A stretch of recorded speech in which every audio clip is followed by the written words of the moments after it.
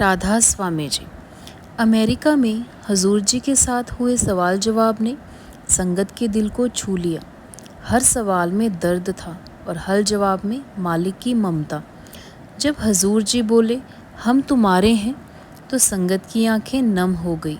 आइए सुनते हैं वह अनमोल पल जो आत्मा को सच्चे प्रेम की झलक दे जाते हैं। पहला सवाल, जब हम भजन में बैठते हैं तो मन बार बार भटकता है, कितनी भी कोशिश करें टिकता ही नहीं। तब बहुत निराशा होती है कि क्या हम इस मार्ग के योग्य भी हैं।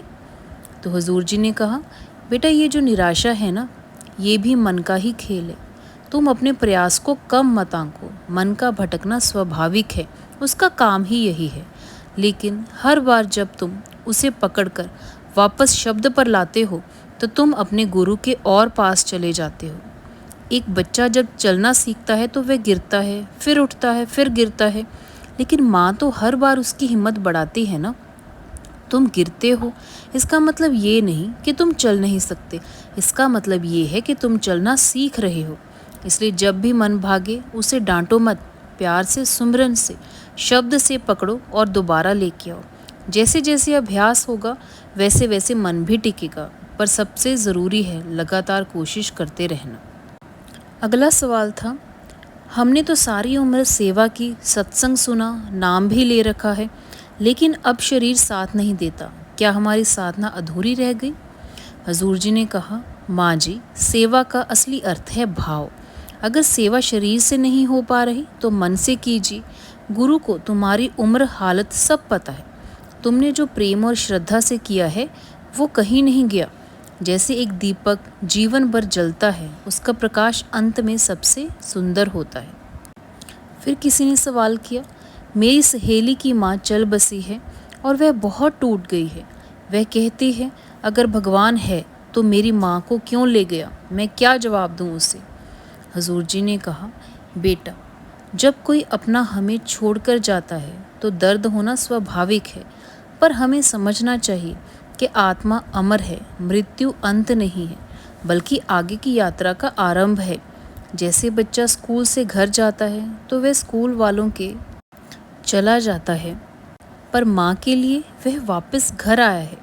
उसी तरह आत्मा जब शरीर छोड़ती है तो वह अपने घर की ओर जाती है जहाँ से वह आई थी। तुम अपनी सहेली से कहना तुम्हारी माँ कहीं नहीं गई, वह बस एक पर्दे के पीछे चली गई है। अगले सवाल में किसी ने कहा, अगर कोई सेवक सालों तक सेवा करे लेकिन मन में अहंकार आ जाए कि मैं क्या कर रहा हूँ, तो क्या उसकी सेवा स्वीकार होगी। तो हुजूर जी ने कहा, बेटा, सेवा वही मानी जाती है जो निस्वार्थ हो, जिसमें मैं ना हो। अगर मैं कर रहा हूँ आ गया तो वह सेवा नहीं, व्यापार बन जाता है। गुरु के दर पर मैं का कोई मूल्य नहीं, वहाँ तो बस उसकी कृपा ही चलती है। सेवा करने वाला तो बस एक माध्यम है। अगले सवाल में किसी ने कहा, मैं कोशिश करता हूँ सुमिरन की, पर पढ़ाई, मोबाइल और दुनिया की चीज़ें मन को खींचती हैं, मैं कैसे खुद को बचाऊँ।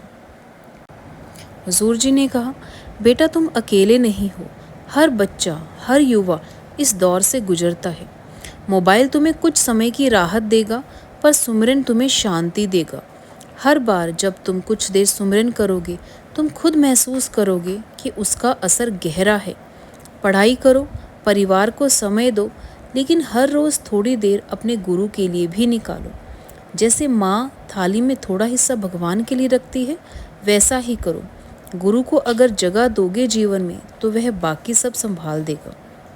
अगला सवाल था, मेरी बेटी बहुत बीमार है, मैं रोज़ अरदास करती हूँ, भजन करती हूँ, पर वह ठीक नहीं हो रही, क्या मालिक मेरी नहीं सुन रहा। हजूर जी ने कहा, माँ, मालिक हमेशा सुनता है, वो कभी अनसुना नहीं करता, लेकिन उसकी सुनवाई हमारी समझ से परे है। जिसे हम दुख समझते हैं वह आत्मा की उन्नति का कारण होता है। इस तरह से रहे अमेरिका के सवाल जवाब हजूर जी के साथ। ज़्यादा जानकारी के लिए जुड़े रहें सेवा फल के साथ। राधा स्वामी जी।